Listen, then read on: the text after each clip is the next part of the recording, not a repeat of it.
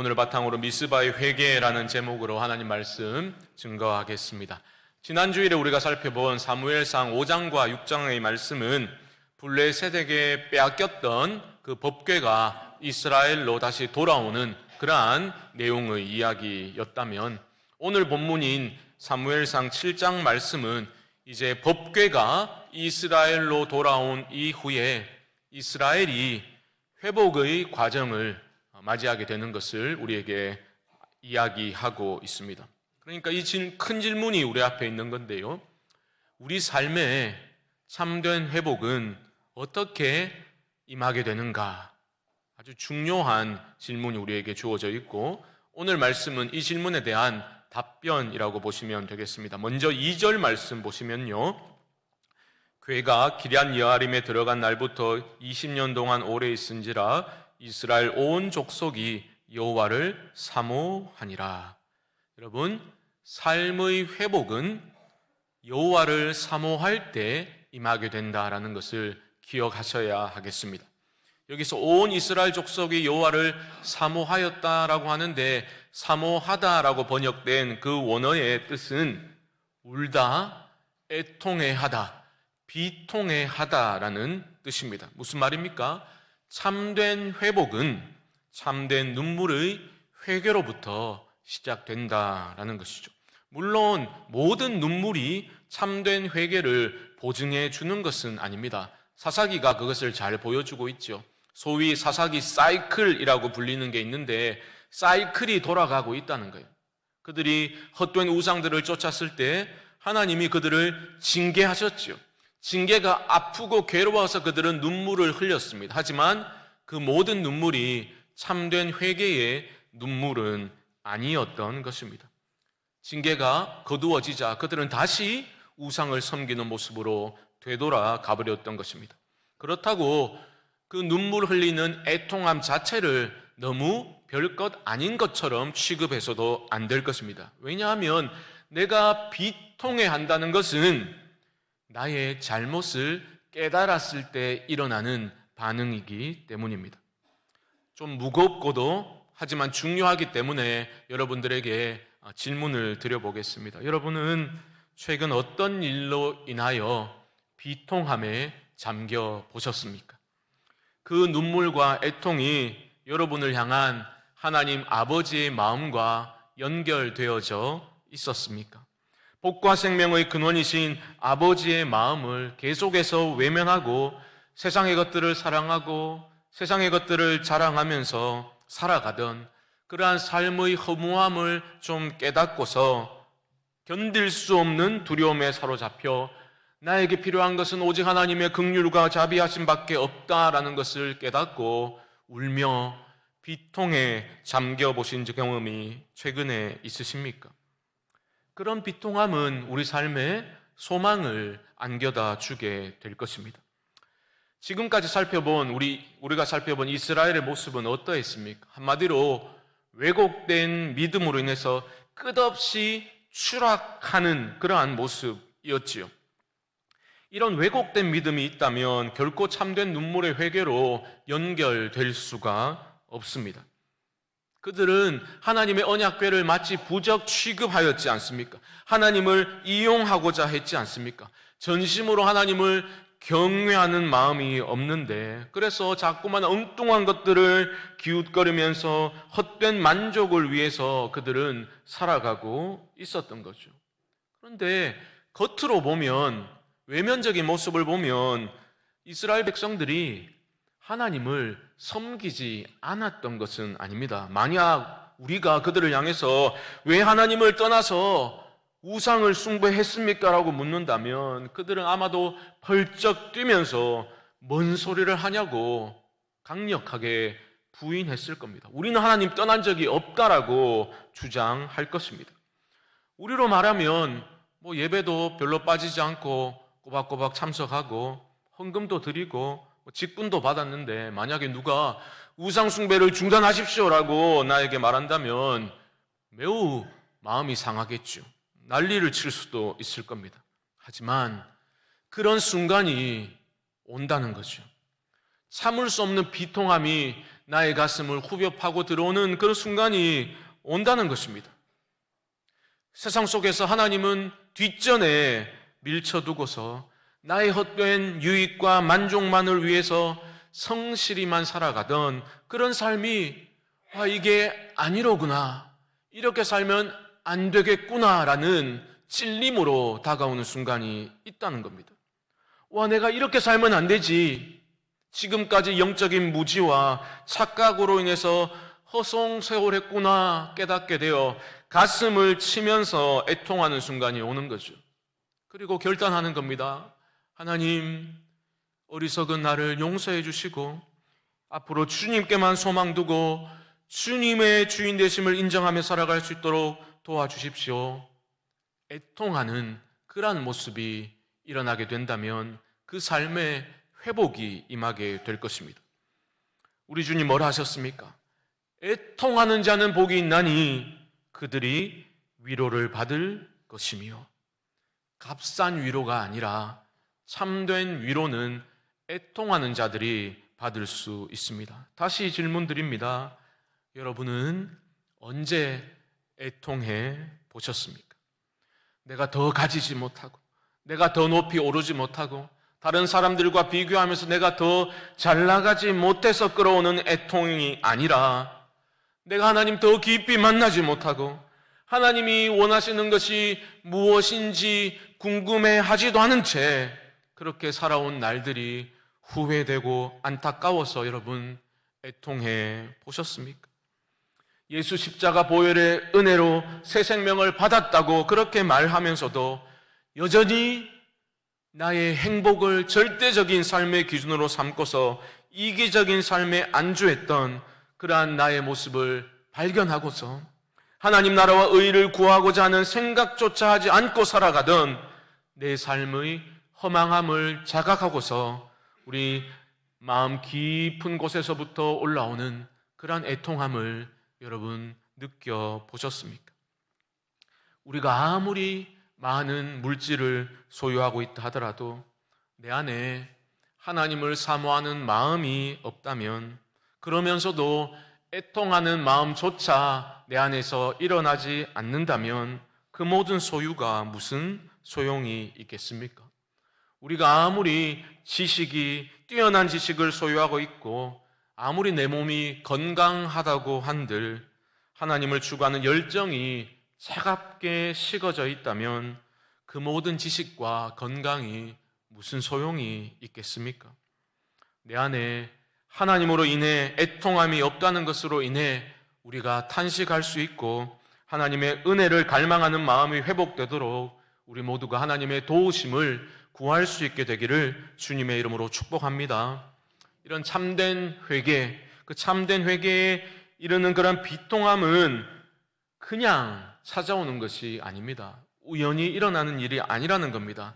하나님의 말씀이 우리의 심령을 강타하고 우리는 그때 견딜 수 없는 비통함에 사로잡히게 되는 거죠. 오늘 본문 말씀 이 점을 잘 부각시켜주고 있는데요. 무대에서 사라졌던 사무엘이 다시 등장하고 있는 겁니다. 7장 3절 다시 보시면 사무엘이 이스라엘 온 족속에게 말하여 이르되 만일 너희가 전심으로 여호와께 돌아오려거든 이방신들과 아스타롯을 너희 중에서 제거하고 너희 마음을 여호와께로 향하여 그만을 섬기라. 그리하면 너희를 블레셋 사람의 손에서 건져내시리라. 여러분, 이 말씀은 지금까지 지속적으로 사무엘이 선포했던 그 메시지를 요약한 말씀으로 이해하시면 됩니다. 한마디로 여호와께로 돌아오라, 회개를 촉구하는 메시지입니다. 회개에 대해서는 여러 차례 말씀을 드렸던 것처럼 회개는 단순한 뉘우침이나 후회나 어떤 일시적인 슬픔의 감정을 뜻하지 않습니다. 지금까지 살아가던 삶에서 완전히 돌이키는 삶의 전환, 돌이킴을 회개라고 하는 겁니다. 그런데 그냥 돌이키는 게 아니죠. 뭐라고 합니까? 너희가 전심으로 여호와께 돌아오려거든. 갈라지지 않은 마음으로, 두 마음이 아니라 한 마음으로 전심으로 하나님께 돌이키는 겁니다. 요즘은 잘 부르지 않는 것 같은데 예전에 즐겨 불렀던 그 찬양, 주님 뜻대로 살기로 했네, 그 찬양 아시죠? 회개는 주님의 길로 내가 돌이키면서 뒤돌아보지 않는 것입니다. 회개는 세상 등 지고서 십자가만 바라보는 것입니다. 물론 세상과 담싸우라는 뜻은 결코 아닙니다. 성도는 세상과 분리를 추구하는 사람이 아닙니다. 구별을 추구하는 거죠. 거룩함을 추구하는 겁니다. 거룩함을 내 삶의 최고의 가치로 삼고 살아가는 사람들이 성도입니다. 그런데 우리의 마음이 갈라져 있다면 세상과 하나님 사이에 우리가 양다리 걸친 채 결코 우리는 참된 회개를 할 수 없을 것입니다. 사랑하는 성도 여러분, 오늘 말씀을 여러분 주목하셔야 돼요.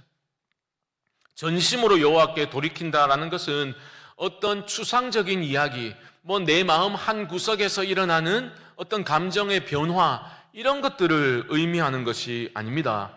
내 삶에 있는, 내 안에 도사리고 있는 모든 우상들을 제거하고서 하나님께로 돌이키는 것을 의미하는 것이죠.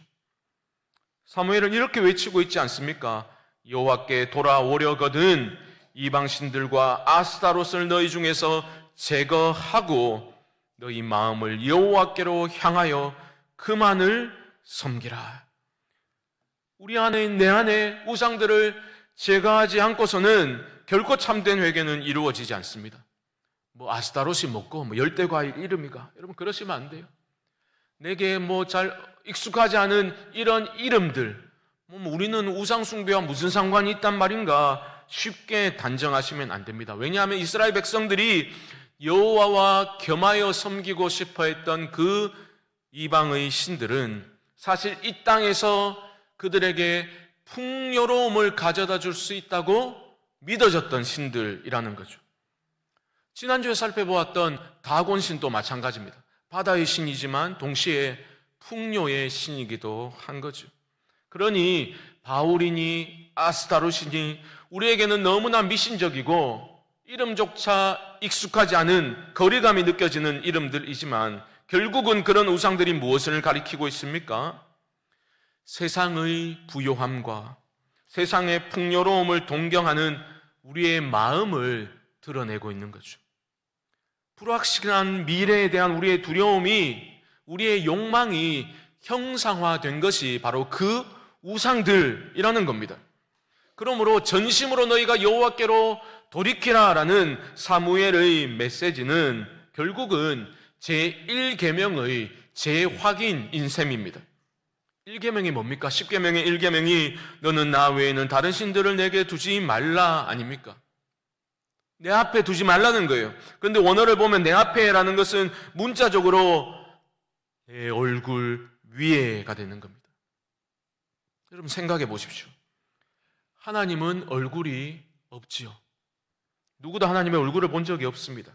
그런데 우리의 어리석음과 무지함으로 또한 연약함으로 인해서 무엇인가 빈 공간을 우리는 자꾸만 눈에 보이는 것들로, 내가 의지할 만하게 보이는 것들로 채워 넣으려고 하는 거죠. 그러니까 나의 욕망을 투사한 그 우상들의 얼굴을 하나님의 얼굴 위에 빈 공간에 덧칠하기 시작하는 겁니다. 얼굴 없는 하나님 얼굴 위에 내가 욕망하는 것들을 그려 넣고서 나는 여호와를 섬기고 있다고 착각하며 살아가는 겁니다. 하나님을 향한 참된 경외심을 상실한 사람들은 끊임없이 그 빈 공간에 그들이 욕망하는 것들을 그려 넣습니다. 돈, 만몬신을 그려 넣지요. 사람의 인정과 평판을 그려 넣을 수 있습니다. 나의 자녀들의 얼굴을 그려 넣을 수도 있죠. 저 같은 목회자는 목회의 성공, 그런 것들을 그려 넣을 수도 있습니다. 그것들이 다 무엇을 말합니까? 우리 안에 염려를 싹 틔우는 거죠. 그거 없으면 제대로 살 수 없겠다. 염려, 근심에 이르게 하는 것들을 그려 넣습니다. 불안과 두려움으로 이끌고야만은 그것들을 끊임없이 우리들은 하나님의 얼굴 위에 덧칠하면서 하나님의 이름을 부르면서도 내용적으로는 그것들을 섬기는 그러한 모습으로 살아갈 때가 많은 것입니다. 하나님이 지금 우리에게 말씀하십니다. 그 모든 우상들을 제거하고서 나만을 섬기라. 여러분, 그 음성에 귀를 기울이셔야 합니다. 야곱을 보십시오. 야곱이 절체절명의 위기상 가운데 있었습니다. 그런데 하나님이 야곱에게 어떤 명령을 주셨습니까? 베델로 올라가라. 야곱에게 있어 베델은 어떤 장소입니까? 아무것도 가진 것이 없었지만 하나님 한 분만을 의지할 수밖에 없었던 바로 그곳이 베델이었죠. 다시 베델로 올라가라는 겁니다. 올라가면 산다는 거죠. 돌이키면 회복된다는 거죠. 그런데 야곱은 베델로 올라가면서 그냥 올라간 게 아니죠. 창세기 말씀 보면 뭐라고 나옵니까? 집안에 있던 모든 이방 신상들을 상수리 나무 아래에 다 묻어버리고서 베델로 올라갔던 겁니다. 사랑하는 성도 여러분, 우리 안에 도사리고 있는 우상들을 제거하고서 복과 생명의 근원이신 하나님께로 전심으로 돌이키실 수 있기를 주님의 이름으로 축복합니다. 사무엘이 전한 그 하나님의 말씀은 백성들의 심령을 강타하였습니다. 4절 말씀 보십시오. 이에 이스라엘 자손이 바알들과 아스다롯을 제거하고 여호와만 섬기니라. 참된 회개는 구체적인 삶의 변화된 모습으로 나타날 수밖에 없습니다. 그들은 말씀의 그 충격을 받아서 그토록 끈질기게 그들의 삶을 얽매고 있던 우상들을 제거하고서 이제 하나님만을 바라보기 시작했습니다. 사무엘은 때가 되었구나, 회복의 때가 이르렀음을 직감하고서 그들에게 이렇게 외칩니다. 5절 말씀 보십시오. 사무엘이 이르되 온 이스라엘은 미스바로 모이라. 내가 너희를 위하여 여호와께 기도하리라 하매. 온 이스라엘은 미스바로 모이라. 내가 너희를 위하여 여호와께 기도하리라. 이 사무엘의 외침은 긴 영적인 암흑기에 종식을 고하는 거대한 외침이었습니다. 어떤 외침과 어떤 탄식과 대비가 됩니까? 사무엘상 2장에서 엘리의 두 아들이 있었죠. 제사장의 직분을 가지고 있었지만 여호와 하나님을 알지도 못했던, 하나님의 제사를 멸시하면서 하나님을 우습게 여겼던 그들이 얼마나 악행을 저질렀습니까? 그들의 타락상의 소문을 전해 들은 그들의 아비 엘리가 무엇이라 말했습니까? 이렇게 탄식했지요. 사람이 여호와께 범죄하면 누가 그를 위하여 간구하겠느냐? 누가 그를 위하여 간구하겠느냐? 엘리의 체념 어린 외침에 대해서 사무엘은 지금 대답하고 있는 거예요. 온 이스라엘은 미스바로 모이라. 내가 너희를 위하여 여호와께 기도하리라. 누가 기도할 수 있겠는가? 내가 기도하겠다. 사무엘이 대답하고 있는 것입니다. 여러분, 이것이 바로 회복을 주시는 하나님의 구원의 방식입니다. 하나님의 음성을 듣고 하나님의 말씀의 능력을 체험하고 그 말씀을 믿고서 하나님의 거룩한 임재 안에 거하는 하나님의 사람을 통해서 하나님은 어둠을 몰아내시고 구원의 빛, 생명의 빛을 비추어 주시는 거죠.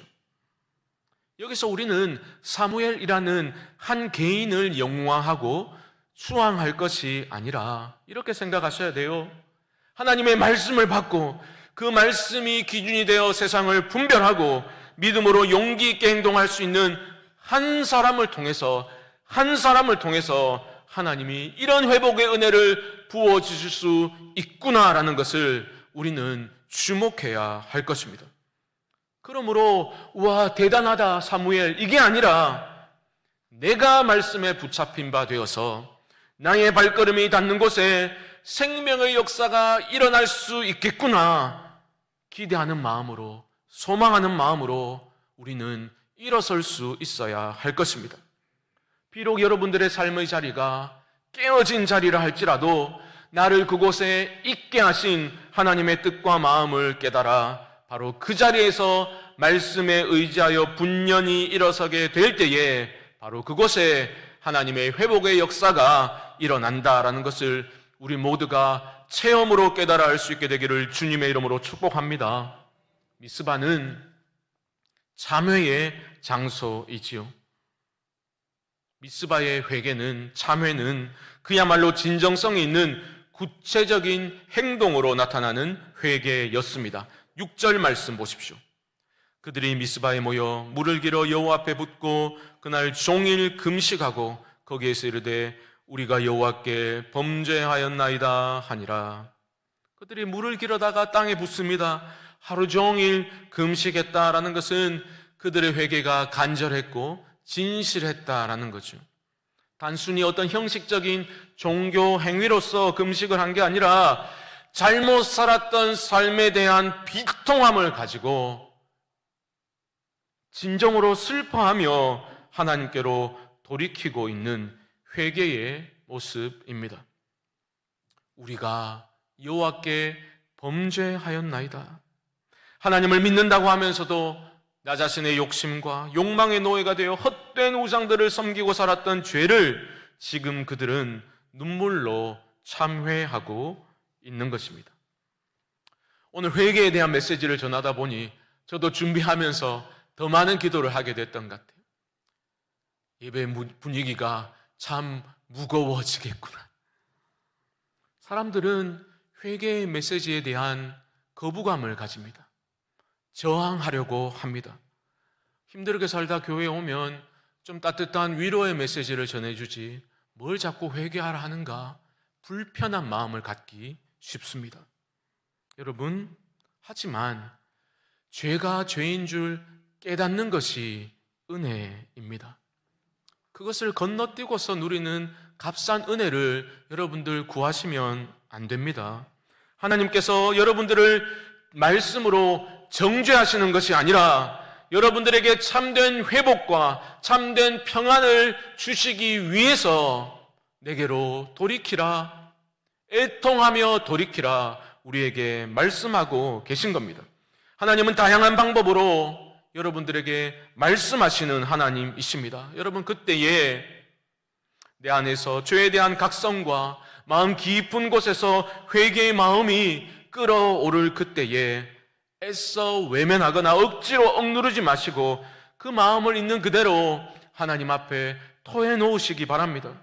그때 참된 회개가 있을 때에 놀라운 평안과 하늘의 참된 위로와 기쁨을 여러분 맛보게 되실 줄 믿습니다. 보십시오. 진정한 회개가 있은 후에 어떤 변화가 또 일어나고 있습니까? 6절 하반절은 이렇게 말하지요. 사무엘이 미스바에서 이스라엘 자손을 다스리니라. 이 말은 이제 사사로서 공식적으로 사무엘이 일하기 시작했다, 그런 의미가 있습니다. 하지만 그 이상의 의미가 담겨져 있죠. 사무엘이 이스라엘을 다스리기 시작하니라. 이 말은 이스라엘을 하나님의 말씀으로 다스리기 시작했다라는 의미입니다. 참된 회개가 있기 전에 이스라엘은 하나님의 말씀의 다스림을 전혀 받지 못했습니다. 여호와의 말씀이 희귀하였다라고 기록되어져 있지 않았습니까? 그들은 말씀의 다스림을 받지 않았다고요. 스스로 자기 소견에 옳은 대로 살았습니다. 이 말은 무엇의 다스림을 받았다는 말입니까? 자신의 욕망과 욕심의 다스림을 받으며 살아가고 있었다는 겁니다. 하지만 참된 회개의 역사가 일어난 후에 그들은 이제 말씀의 다스림을 받기 시작하였습니다. 여러분, 이것을 놓치지 마십시오. 하나님은 사무엘이라는 한 믿음의 사람을 통해서 말씀의 다스림을 받는 그 사람을 통해서 계속해서 공동체에게 말씀을 주시고 마침내 하나님의 때가 차서 이러한 회복과 구원의 역사를 일으켜 주시는 것입니다.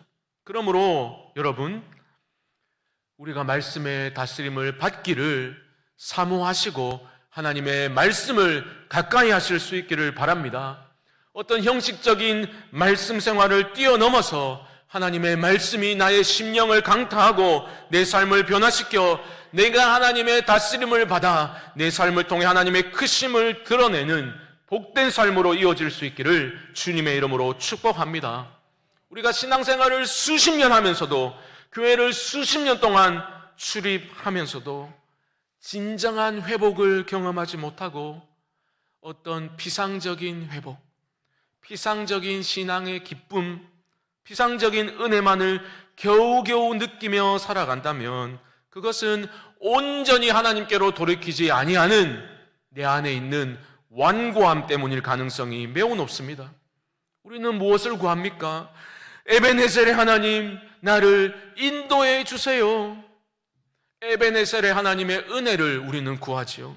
하지만 기억하십시오. 미스바의 참회의 사건을 건너뛰고서는 결코 은혜로운 이스라엘의 하나님을 경험할 수는 없을 겁니다. 참된 회개 없이 임하는 은혜는 값싼 은혜에 불과합니다. 일시적인 감정의 흥분 상태일 경우가 그럴 가능성이 매우 높습니다. 사랑하는 성도 여러분, 우리가 인생길 걷다 보면 내가 너무 멀리 왔구나, 그런 내면의 음성이 들릴 때가 있을 겁니다.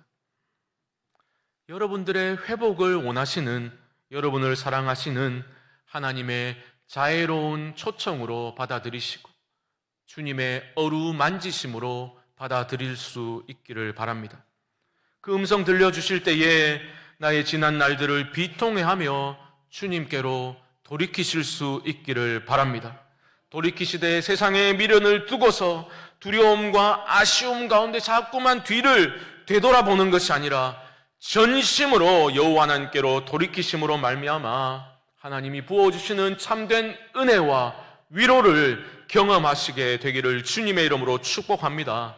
하나님을 믿는다고 하면서도 어느 순간부터 세상의 가치관에 물들어서 하나님 얼굴 위에 내가 원하고 바라고 욕망하고 의지하는 것들을 덧칠해 놓은 것들, 그 우상들을 제거하고서 여호와 하나님 앞에서 우리의 마음을 물 붓듯이 부어 놓으며 참된 회개의 자리로 나아가실 수 있기를 바랍니다. 그런 참 회개의 자리는 참 은혜의 현장으로 반드시 바뀌어지게 될 줄로 믿습니다. 이런 복된 변화의 은혜가 여러분 삶 속에 임할 수 있게 되기를 주님의 이름으로 간절히 축원드립니다.